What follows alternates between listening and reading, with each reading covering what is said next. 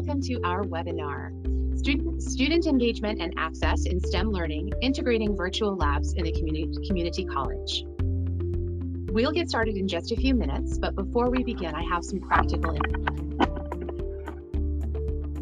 We'd like to make this discussion as interactive as possible, so please be sure to ask some questions throughout the presentation using a tool called slido.com with the hashtag Labster. If you have any questions following the webinar, please feel free to email marketing@labster.com and we'll get you the answers you're looking for. And finally, if you miss anything during our presentation, don't worry. We'll be sending around an on-demand recording of this webinar when it's available sometime early next week. And you can feel free to share it with any colleagues. But first, we're going to start with a poll and practice using the slido.com tool. So attendees, please take a moment to open a new tab or window and type in slido.com/Labster, which is Labster. When you get there, please type in your location to let everyone know where you're joining from today. And I'll give you a moment to answer the question where you're joining from today. And as a, just to start you all out, I am joining from Boston, Massachusetts. Curious to know where everyone else is. Florida, Barrie, Ontario, Canada, Ventura, California. Oh, there's a lot of different places coming in. Thank you all so much for joining us on slido.com. This is going to be where you will be able to ask your questions during the Q&A session at the end of today's presentation.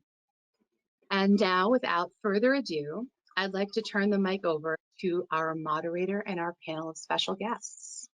Florida, Blountville, Tennessee, North Carolina, thank you guys so much. Here we go. So some of you may already know our moderator, Peter Gemilaro, who's our Senior Customer Success Manager here at Labster. Now, before Peter joined Labster, he held various different roles in student affairs and admissions within the higher education space. And he also spent several semesters as an adjunct faculty member at Suffolk University. Peter has been working very closely with today's panel of special guests, and I know he's got a wonderful discussion planned for you today. So without further ado, I'll pass the mic over to Peter and our panel. Go ahead, Peter. Awesome. Thank you so much, April, for that introduction. I appreciate it. I almost feel like a Labster celebrity at this point, which is definitely not a bad thing at all. Before we get into today's conversation, I just want to take a moment to just thank our panelists for joining today. We're really excited for the conversation that we're going to have today. We have some really great leading questions for all of our panelists, and we have some really great data to share. But I just wanted to begin with some brief introductions of our panelists, in case you're not familiar with them. Our first panelist is Melody Essendari. Melody received her bachelor's degree from San Jose State University, and actually after receiving her PhD from the University of California, she returned to San Jose State as a chemistry lecturer. I think the really neat thing about that is that Melody was able to teach alongside of the same instructors that she had as a student, so things kind of came a little bit full circle for Melody. She's currently the coordinator for introductory chemistry classes and is also an advisor for the San Jose State University Chemistry Club, which is a student affiliate chapter of the American Chemical Society. In 2019, Melody was awarded the distinction of Outstanding Lecturer of the Year, which is a distinction that is showcased across all departments at San Jose State. So welcome, Melody.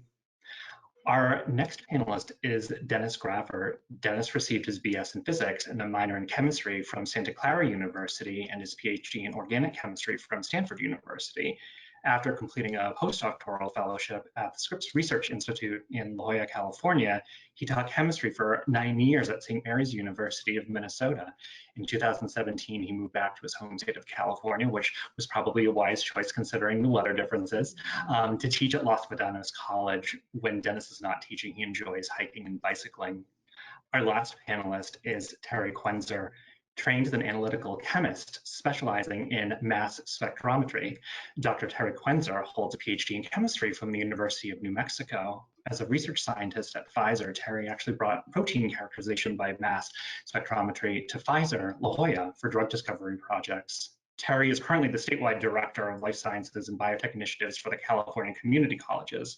She connects with industry partners and community college biotech faculty throughout the state to really help align their biotech programs with industry needs and provide students with industry relevant skills that launch rewarding life science careers.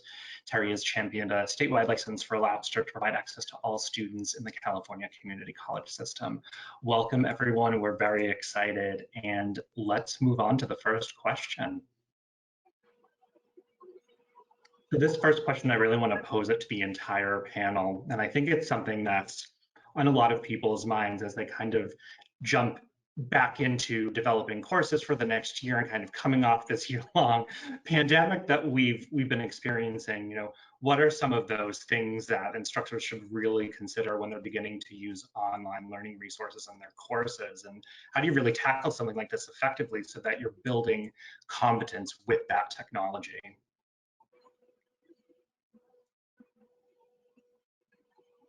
I'll go ahead and go. You know, you have to consider the background of your students. At the community college, you get all age levels, all skill levels. You got the tech savvy new coming in, you know, right out of high school, and then you got the returning students who, you know, maybe they're more physical laborers, and now they want to try and, you know, learn a new trade, and so they haven't seen a computer in a while. So you have to have a lot of support, and you know, in a face-to-face environment, you'd be able to walk through them, walk on the Canvas or any other online tool. But when, you know, COVID hit, everything's online. So I had a lot of links, a lot of web pages in my Canvas course that sent them to different support groups on campus. I also found a couple links outside of our campus, really good websites that, you know, explained how to use Microsoft Word or how to create a PDF file, because that's required for uploading assignments. And coming on to full circle to Labster. Labster has a great demo program, which I assign for points and allow the students to retake it multiple times so they can gain some proficiency and get some comfort and with that technology. So Dennis covered almost everything. Good job, Dennis. So I'm actually going to tell you why I chose Labster. When the pandemic happened, lab classes were affected the most because the element of hands-on was gone. The lecture was affected, but it worked out. I bought a whiteboard on Amazon, and bam, I have a little mini classroom in my kitchen, and I was able to connect. Of course, my kid is like in the background, but you know, it worked out. It was less intimidating. But the lab was so hard to be creative. It was so much harder to be creative with lab. Last spring, when we only had a few days to go online, of course, the only thing we could do, we went to our lab rooms, and then we filmed ourselves doing the experiment. So then the students had to watch us do the experiment and then fill out some questions. That was so boring. Watch me do the lab and answer this question. I was like, I'm not gonna do that. I got to be more creative than that. So then one of the options was, well, we could send chemicals and lab kits to students. And the College of Science at San Jose State did not like that idea. For good reason. It's a little scary sending chemicals to these young kids. So that's when I decided to go for Labster. And I'm going to be honest with you, the reason I decided to go with Labster was because it reminded me of Avatar movie. And I'm sure one day, probably sooner than we think, is going to be like that. So I was like, this is a lot more fun than just watch me do an experiment and then answer the question. So that's how I decided to do Labster for the class that I coordinate, which is Chem 30A, is an introductory class, and it has 14 lab sections. So it's like, okay, this is a good class to test this out. And the reason that I chose Labster, minus reminding me of Avatar, was because it was safe. You know, I'm not gonna get sued because I'm sending chemicals to anyone. It was less boring. You know, you're not just watching me and then answering questions. They had 24-hour support, which is very important because sometimes I can't answer a question, and Labster has really, really good customer service, and that was really important to me, that the students can get help. And it was well done. So they don't have to spend so much time trying to figure out the technology. And the last reason, and that was the most important reason I chose Labster, was because it's very interactive. I don't know if you guys have ever done any of these Labster simulations. Peter, have you done any of these simulations? I want to put you on have. the spot. The funny thing is, I'm not a science person. I have a humanities background, and I'm a little rusty on my introductory biology. So it takes me a little bit longer than the average person to go in there. But honestly, Yeah. it's very engaging for me as a non-science person because I can actually go around and click into things and kind of make those mistakes that, if I were in a lab, they would have very dire consequences. So, I mean, I think the interface is fantastic, and I really like the Yeah. problem that I'm there to solve. Exactly, and that's why I loved it, because Labster has a story to tell with each simulation. They related to the real life, and that was really important to me. For example, there's a simulation that they go to a different planet, they take a sample, they come back to Earth, and they analyze it. That might be a little hard to do in an actual in-person lab. So they have all these things that we couldn't do in an in-person lab because it's expensive, it's impossible, we don't have the equipment. And I love this story, the fact that they have a story to tell with each experiment. So those were the 5 reasons why I chose Labster, and I would continue using it. That's great. Terry, any thoughts on this question from your perspective? Yeah, so I'll share my perspective, and that is I work with a statewide system of community colleges. So I'm not in the classroom with the students, but I work with quite a few faculty that are. And back in March 2020, when everybody was sent home because of COVID-19 and suddenly had to start teaching online, and to put this in perspective, if you think about a system like the community colleges in California with 117 colleges, including the online colleges, that if that were planned, it would take at least 3 to 5 years to implement. And yet faculty were sent home and had 1 to 2 weeks, literally, to get their courses online and start teaching. And they did it, and it was amazing. And so really what I did with the faculty that I worked with is I got them on Zoom right away because I knew they needed to talk to each other and I knew they needed to figure this out and how are they going to do this. And Labster came up, and it just, I knew that some of the community college districts had already been working with Labster, so they were familiar with it, and we basically took it and ran from there. And so, and one of the things that, for all systems or any college or university or high school for that matter that's using Labster, things that we have to consider too are equity.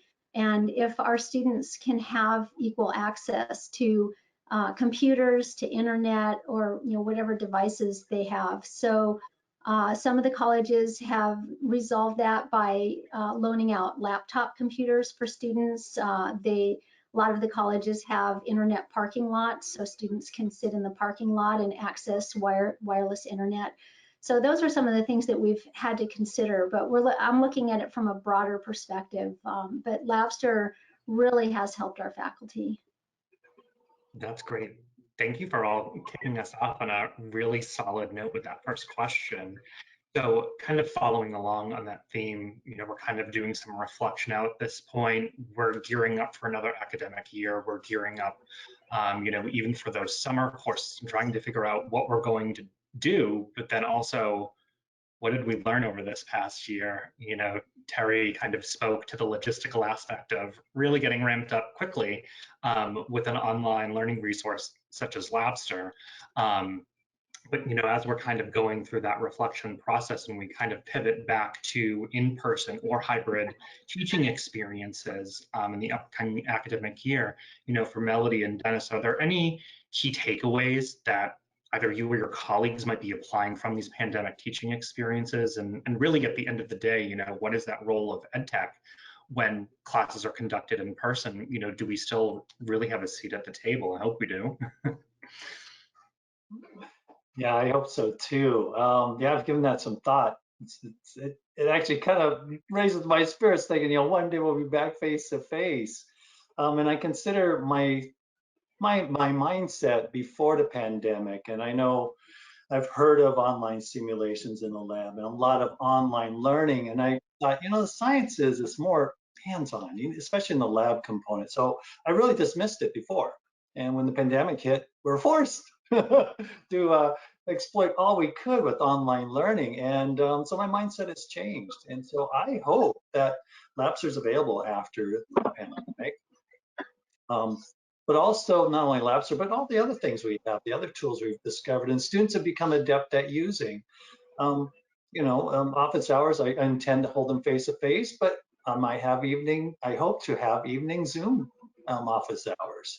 I'm still going to have my recorded lectures. I have those available as supplemental material for students. So I see my role, my use of online technology is more from a supportive standpoint, supporting the students who miss class, who, whatever happened in lab, they didn't engage, they didn't get the lab experience. Labs could back up and be a post-lab experience to try and reinforce the lab that we had face-to-face. So no, I'm really going to adapt a lot of the online tools we've seen already. That's great, and I'll kick it over to you, Melody, and I know you have some supplementary materials to share with us as well. Yeah, so before I show that, so I never thought about adding simulation to my lab component. I'm old school. I do what chalk talk. I know I shouldn't even admit that on a webinar. So I never thought about adding simulation to my lab component. The pandemic forced us to try new things that we would have never tried that will help us teach more effectively. So it would be really sad not to use what we've learned. And to give you a little background, so I mentioned the lab set that I use for a huge class, Chem 38, that has 14 lab sections. And little background on that class was voted by SGSU student as the hardest class on campus. I guess any publicity is good publicity. And it's not because it's hard, because 95% pass the class. It's a class that most of them have no exposure to science, and they've never been in a lab and done hands-on experiment before. And that's what makes this class to be one of the hardest classes, as was voted by the students. So at the end of the semester, I sent a survey to all the students. And I asked them to fill out the survey, and over 400 people filled out the survey. So that's a good sample size. Yes, if you're wondering, I did offer extra credit. That's why I got over 400 people, completing the survey. Bribery is not always a bad thing. Now, one of the survey questions, Peter, if you can put it up, was if you had an option to pick between a virtual lab over physically attending a lab, which one would you pick? And let's see what students think. Let's see, look at their perspective. And the students, almost half of them, they like the combo. They like the combo of being online and being in person. And then I also asked them, why did you choose that? Why do you like to have a combo? And what they said, and I had to read through, 400 comments, it was that lab set is flexible. We're not rushing. We can redo. When you go to lab, you have 2.5 hour lab once a week. You are rushing through that lab. You don't have a chance to redo. So they're overwhelmed by going in a lab. They have 2 hours and 50 minutes to get everything done. And that's overwhelming to them. But this, they can kind of do it beforehand and then go in a lab and then do the actual lab. So they thought that was going to build confidence. That was a key phrase word that I saw in the comment box.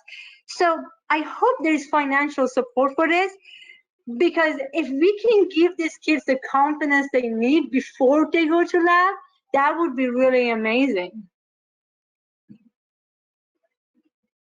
Yeah, I think that's huge, Melody. You hit on something that's extremely important, and that's, that preparation for students. Now, actually, I'm a little bit curious to dive a little bit deeper, specifically with Dennis and Melody. How have you actually integrated the simulations into your courses? Melody, it sounds like you relied on them quite a bit, but you also tested out a couple of things as well that maybe have yielded mixed results. But how did you really integrate those virtual labs like into your syllabus? Like, what did that actually look like, and what are some of those really successful use cases that had yielded those successful learning outcomes that you were looking for?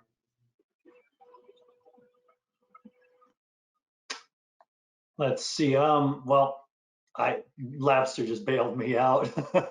So, I've heard a lot of other some of my colleagues, other instructors at different campuses starting to do home-based experiments, or they would get permission to come to campus and videotape them running a lab and stuff. And I just didn't have the time, or maybe the creative skill to make good videos in the lab.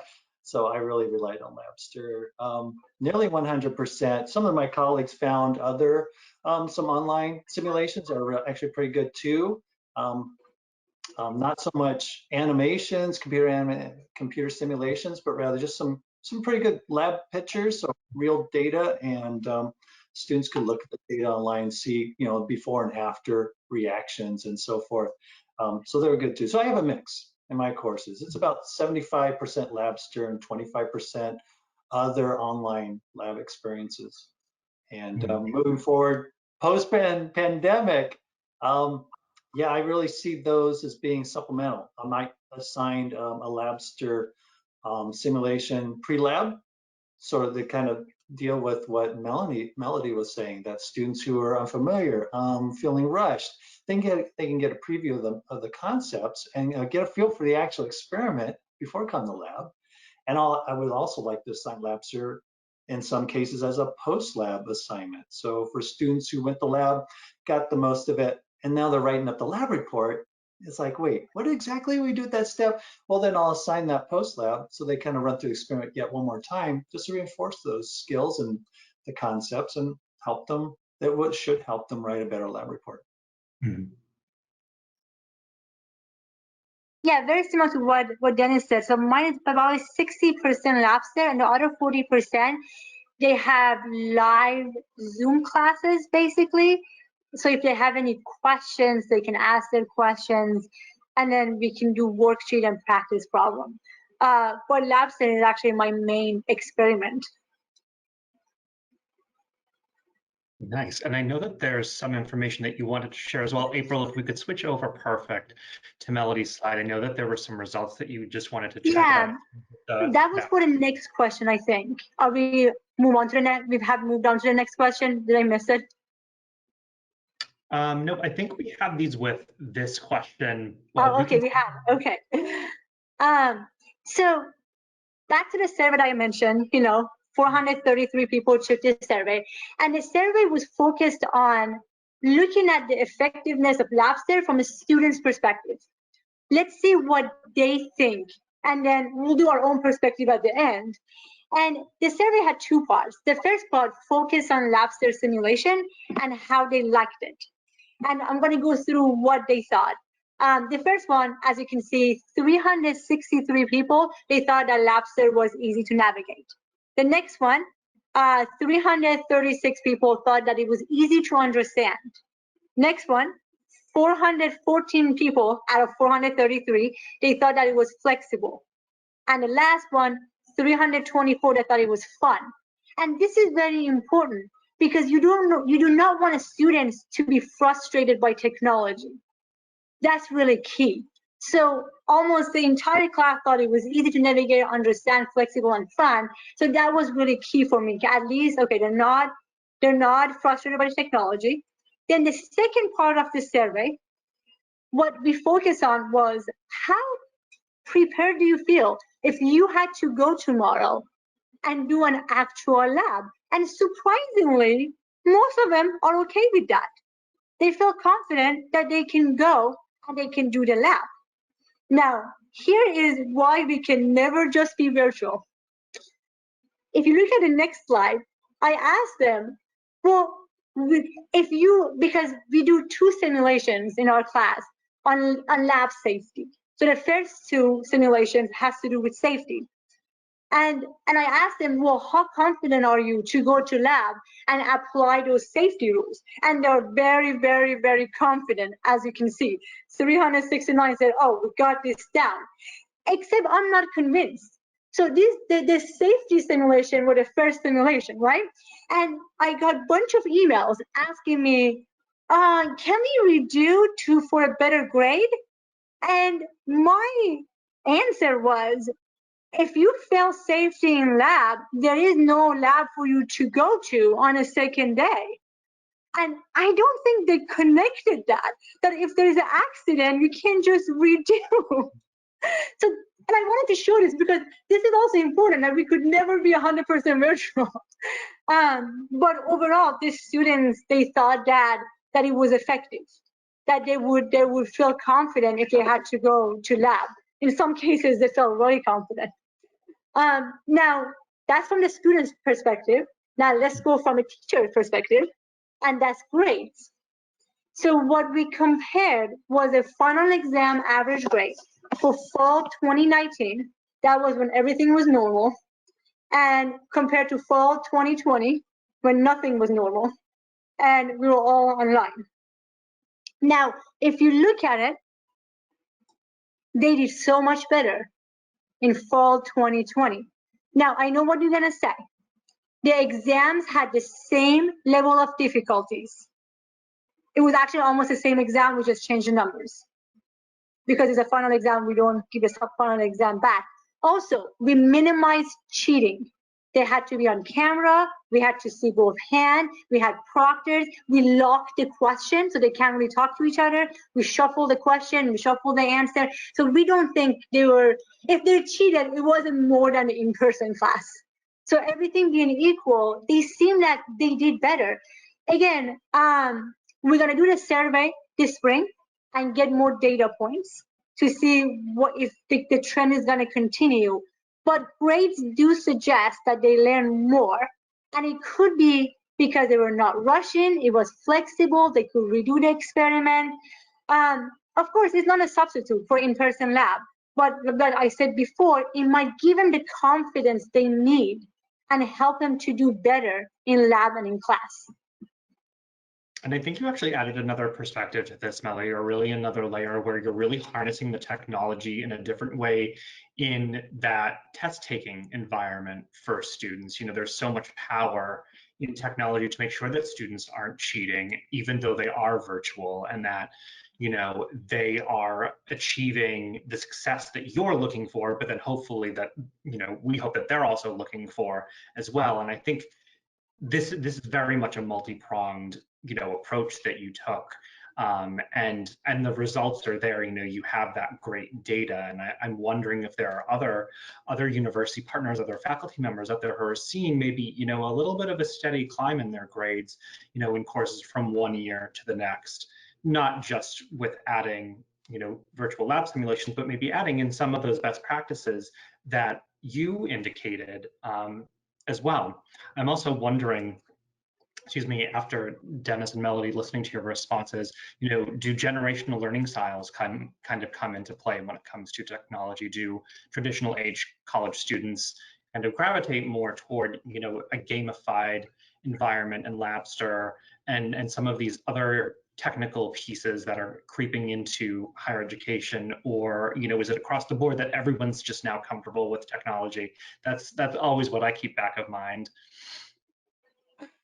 There's definitely some generational differences. One of the things I do to assist the students is I assign a discussion board every week.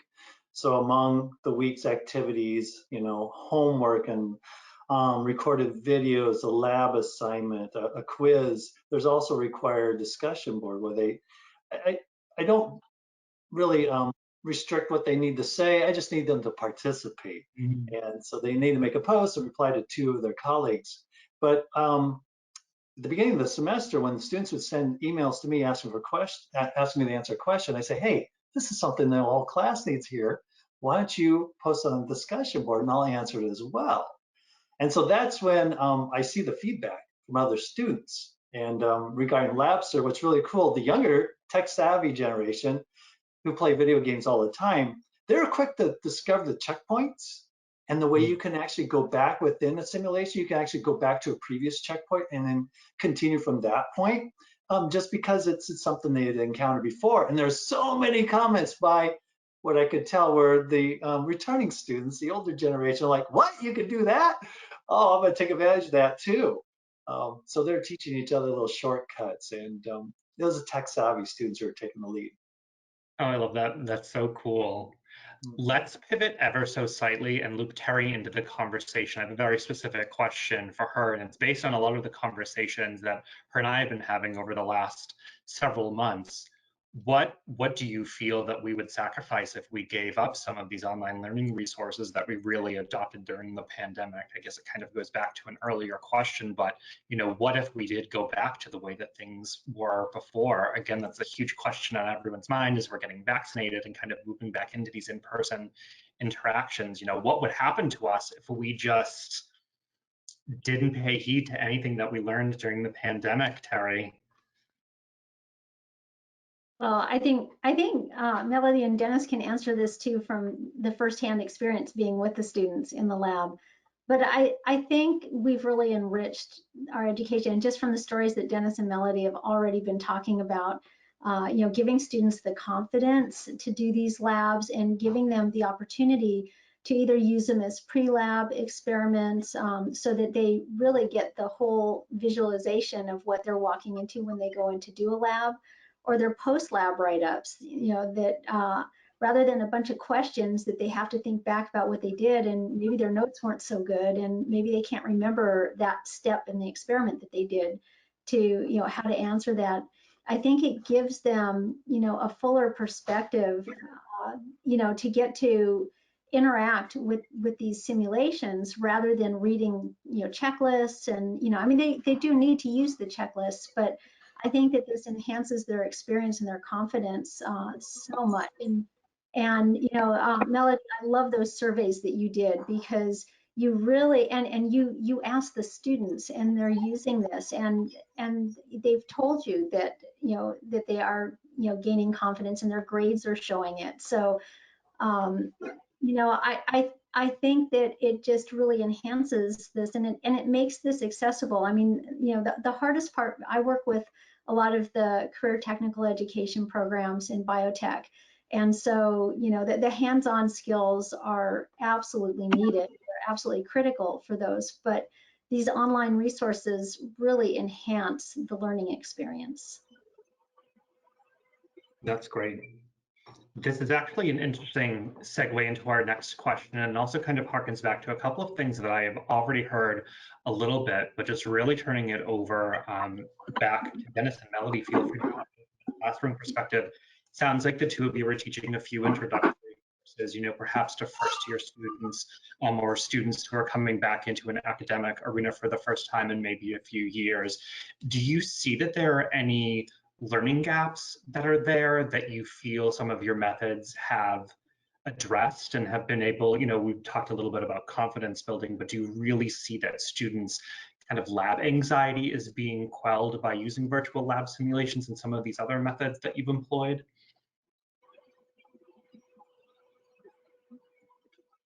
Yeah, absolutely. Yeah, you got different types of students. Some that are like, "Ooh, let me in the lab," and you have to watch those because they want to try and make an explosion. And then you have the others that just stand back. I'll watch from here. It's like, no, it's a hands-on lab. You need to get in there, get your hands dirty, so to speak. So though, yeah, the anxiety portion or the uncertainty that most students feel, the Labster pre-lab or an assignment really helps them get over that anxiety. It's like, wait, I'm in my own house, no one else around. I can pause it, come back to it when I want, do it at your own pace, and repeat it if necessary. So it's actually a great thing, a nice tool that the face-to-face lab really can't provide that opportunity. If students are kind of experiencing that anxiety, do they feel comfortable communicating that, either during the pandemic world, or did they do that pre-pandemic where they're kind of like, hey, I didn't actually learn this in a high school bio class, can we actually walk through it? Would they express those needs? A few of them did. I remember one student in particular that she was the first one at the set of gloves. She put them on and she was always standing behind her lab partner. And so, as I walk around the class of 30-something students in lab, you pick up on these little trends, like, why is she always behind that? And so I kind of said, how's it going? She says, you know what, I'm just really anxious in this lab. And so she was willing to talk about it. And so we found some ways, to work around her anxiety. But there's other students that you don't pick up on, and you just kind of wonder. You ask them, and as soon as you walk up to them, they freeze and they try and give you the answer that you're expecting, and they're harder to kind of get into their train of thought and figure out what's going on. So just having other opportunities, that even if the communication isn't there, that they're not willing to share that or ask for help, just to have alternate opportunities for learning, it's going to help all the students, even those who don't have anxiety.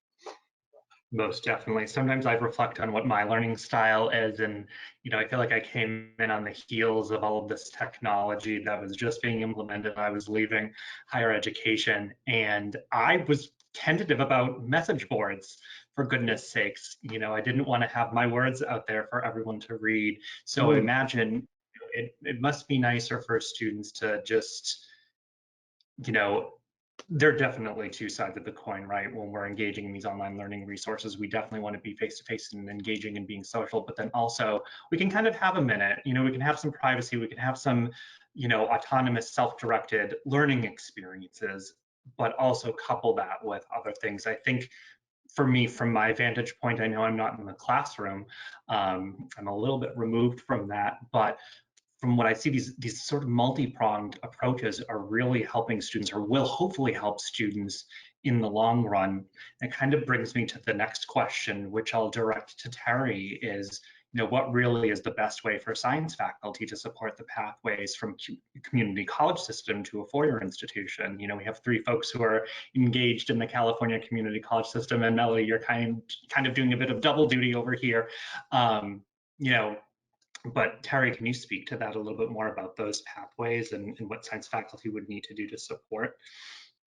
Sure. Well, one of the things, at least in California, that's great is the community colleges are using Labster, and so are the CSUs, the Cal State universities.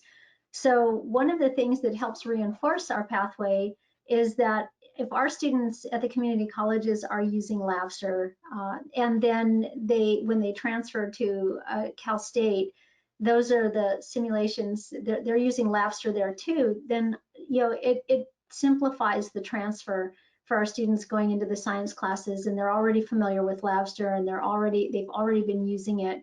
So, and I think I'm just using our systems in California as an example, but I think anywhere where students have the opportunity to use both, to use that, or to align resources, I guess it would be a better way to put it.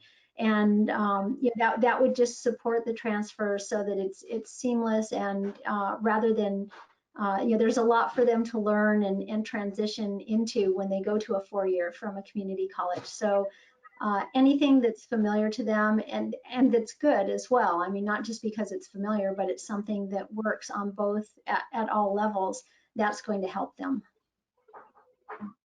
I want to add one quick thing. Terry has covered everything really quick. So I teach at San Jose State full time, but also I usually teach one class at Foothill College. I do want to give them a shout out because they're so good to me. Now, one thing about students at a CSU, when we have a lot of CSU universities and community colleges, that people need to think about and realize is that they have to work for a living. If they don't work, they can't be there. And that's really key that sometimes we forget. And one thing that Labster and simulation brings into it is flexibility. They go, oh, I can do this at 2 a.m. I can do this after work, and I can get the confidence that I'm going to go to lab and I'm going to be okay. And the flexibility is a huge part of this. But again, it goes back to what we talked about at the beginning with financial support, because a lot of our students do have to work for a living. And that's what is very important to push these universities to support us financially, to be able to do labs there and programs like that. Mm-hmm. One thing that I'm thinking, if, let's say, there was a student in another state who was, within a community college system and then wanted to transfer to another school in another state, where they would not have necessarily the support structures that are in place in California with those really lovely pathways from the community college system to those four-year institutions.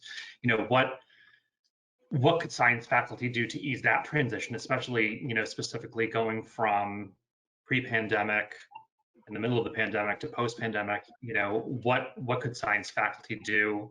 What are some recommendations for them to develop some success stories for their students and really prepare them for that four-year college experience?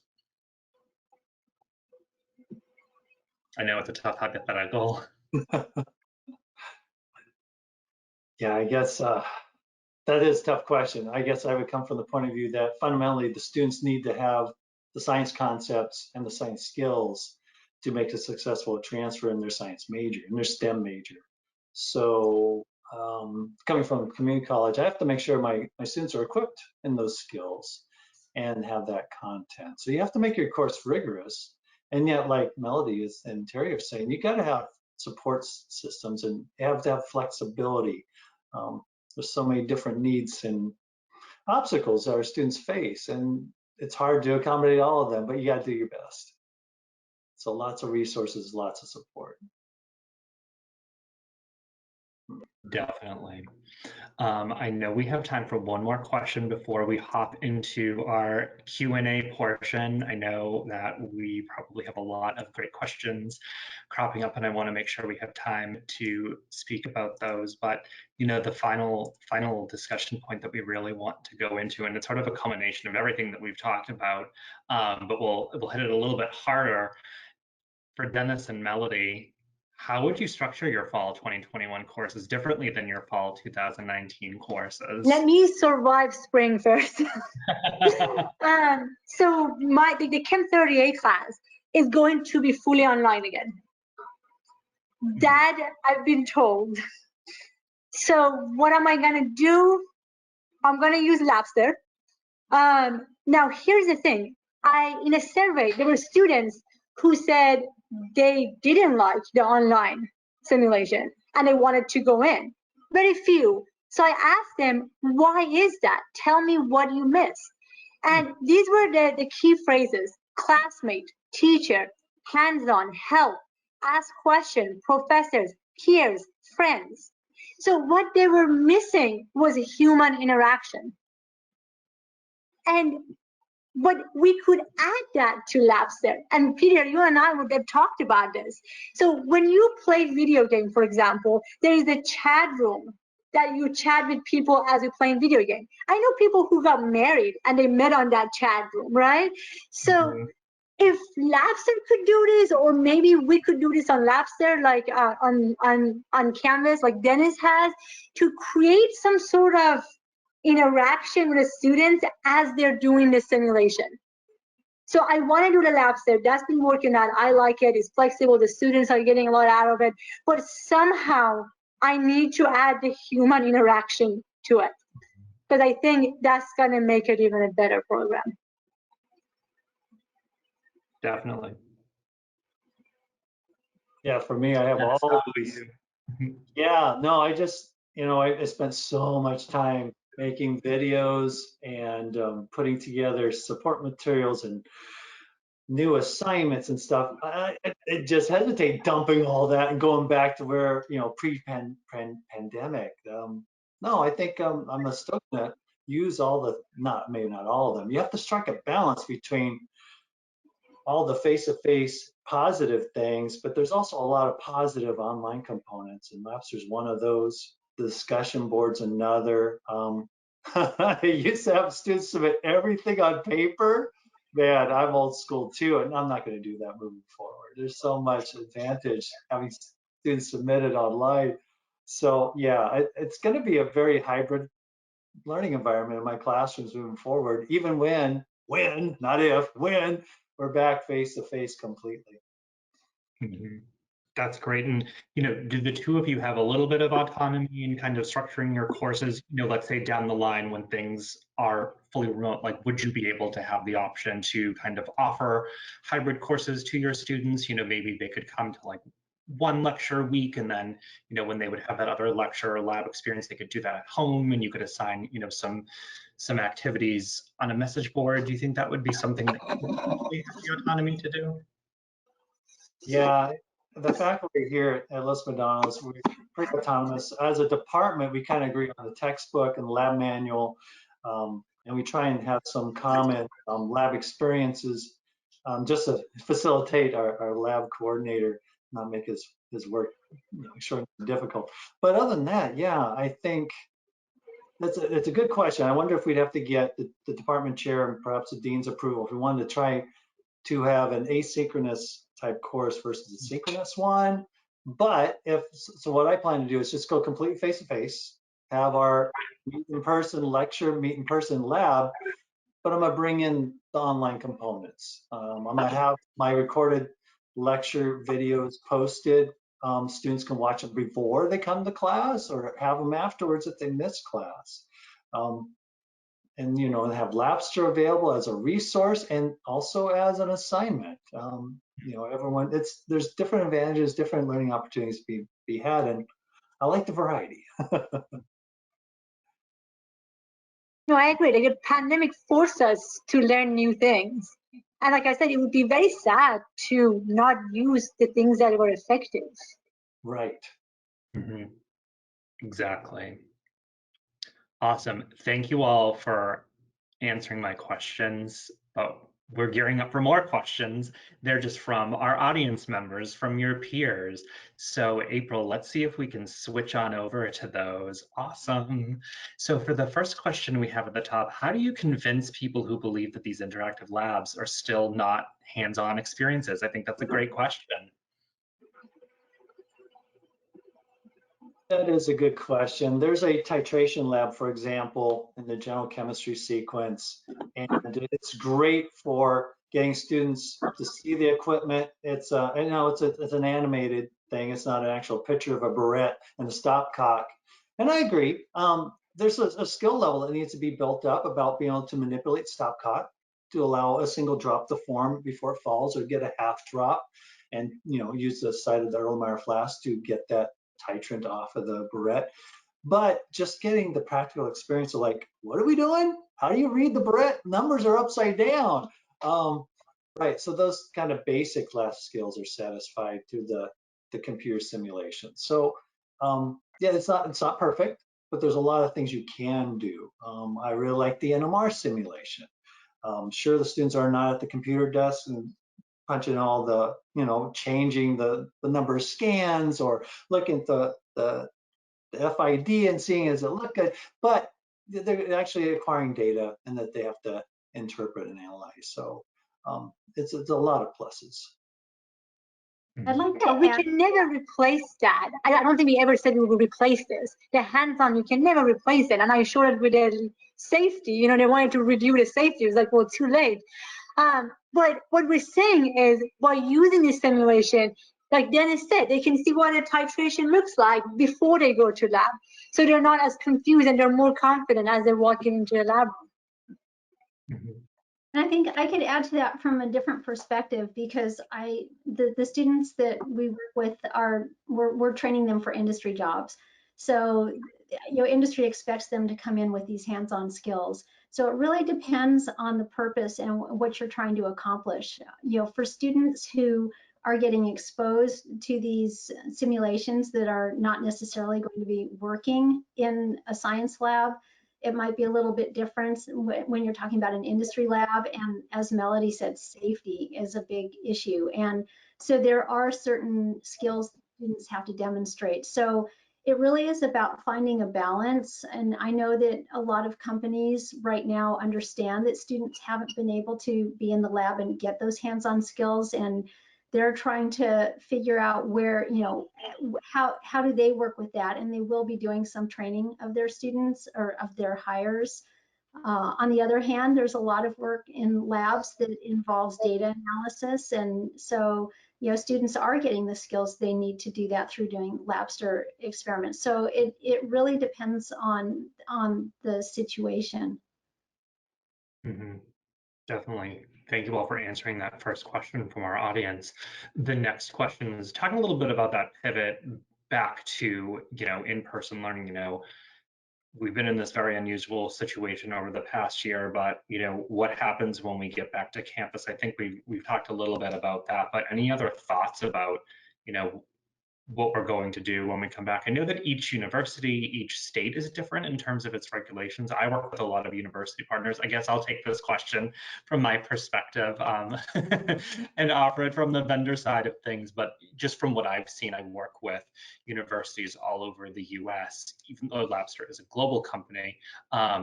But I'm just seeing things very, very different state by state. I think a lot of it has to do with vaccine rollouts. And I think things are even distilled down to different departments and different colleges within larger universities. They're giving their faculty a little bit of autonomy and even giving the students, in some instances, make their own choices in terms of would they like to come back to campus and study, or would they like to continue a distance learner. For example, if a student lives in Michigan but is going to school in Boston, and they've had a year of online learning, and maybe they like it, maybe they're not really. I guess I have a higher ed background, so I'm always thinking of that, traditional college student experience. Maybe they're okay with that self-directed learning.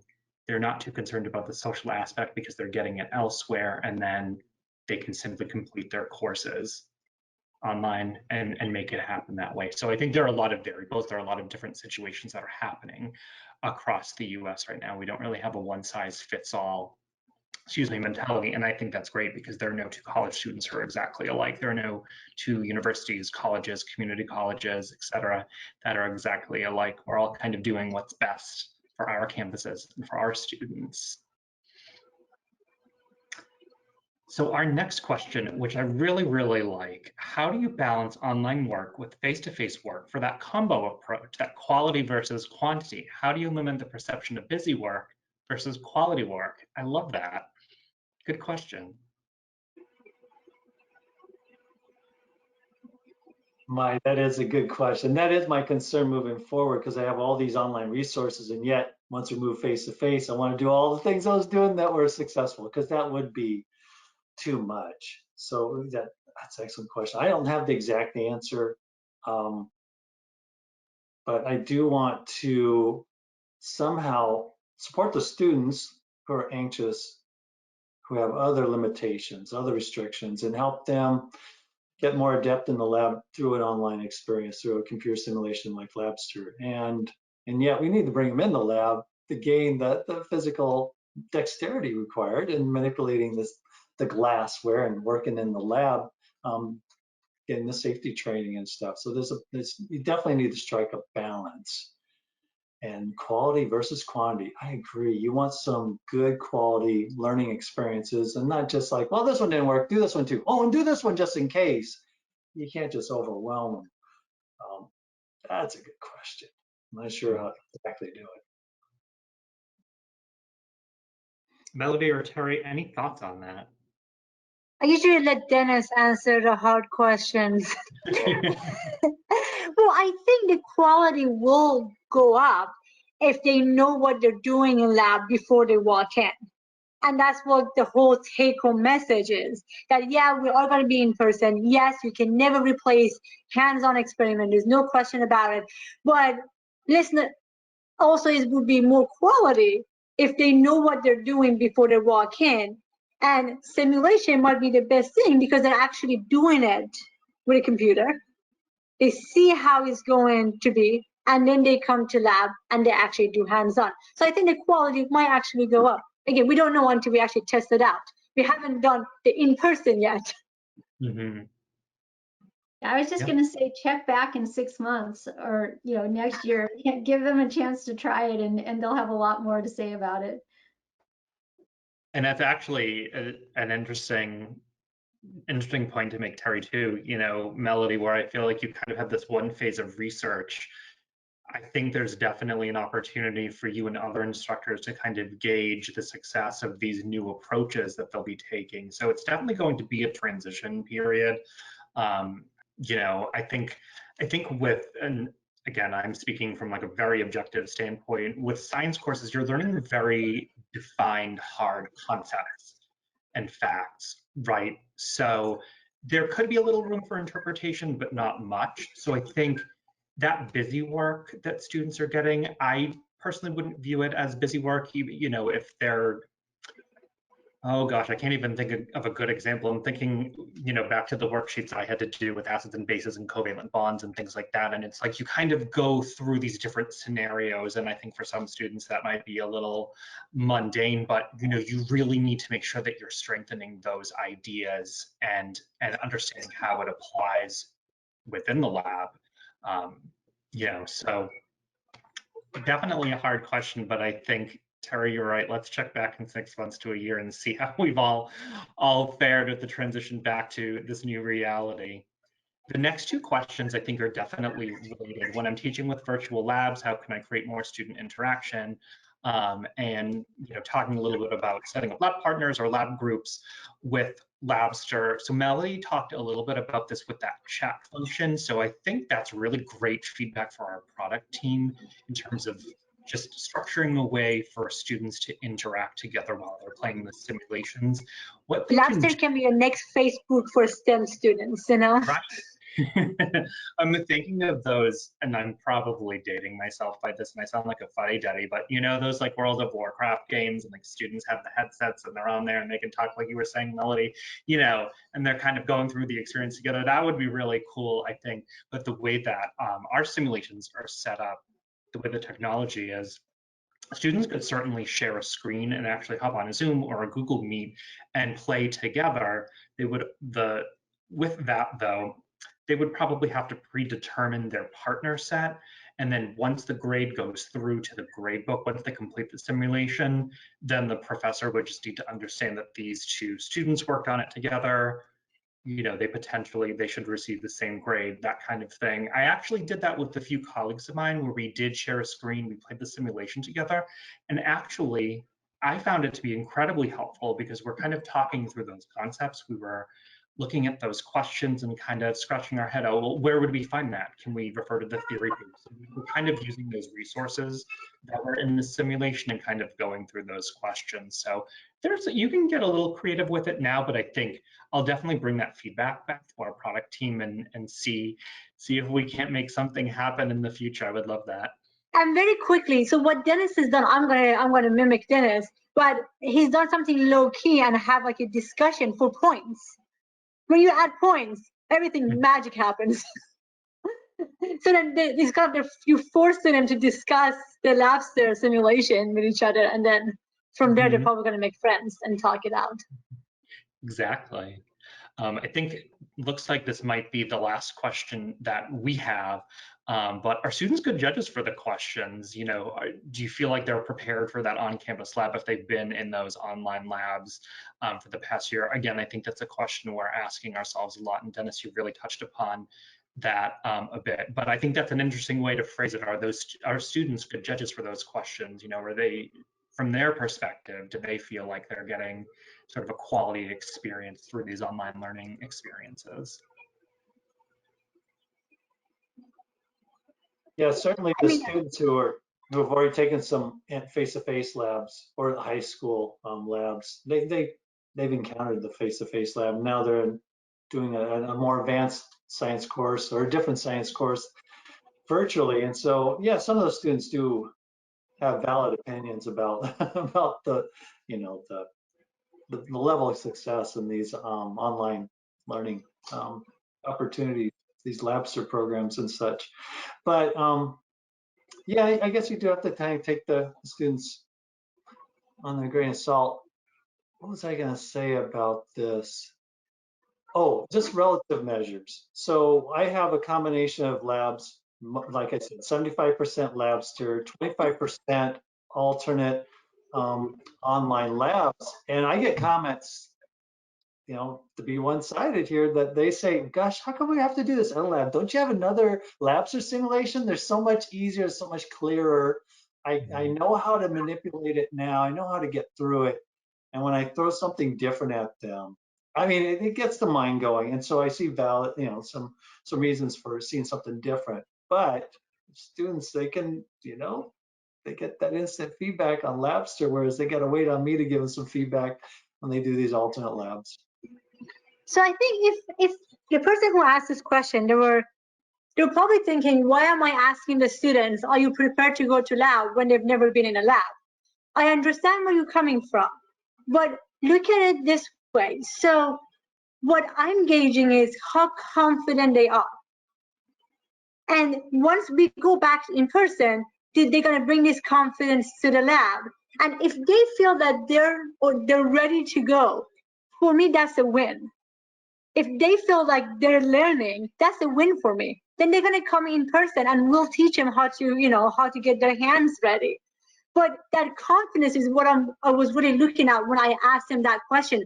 Are you prepared to go to campus? They've never been in an actual lab before. The confidence is what I wanted to see, which I saw. The next part, that's my job. Come to lab, we'll teach you how to do this. But again, it's a transition like, oh, I'm ready. I'm not scared. I'm going to go to lab and learn this. Exactly. Wonderful. Well, it looks like that was our last question for the Q&A. I know we're a few minutes over. I just wanted to take a moment and thank you, Dennis, Terry, and Melody, for really providing us with some comprehensive answers to these questions and really helping to shape the conversation today. We talked quite a bit about student engagement. We touched upon different use cases for online learning resources. I think we got some really great information, and I really hope that your colleagues across the US and, dare I say, the world are reaping the benefits of your experiences. So thank you all for joining. I'm actually going to turn it back over to April just to give us a few housekeeping tips before we wrap up for the afternoon.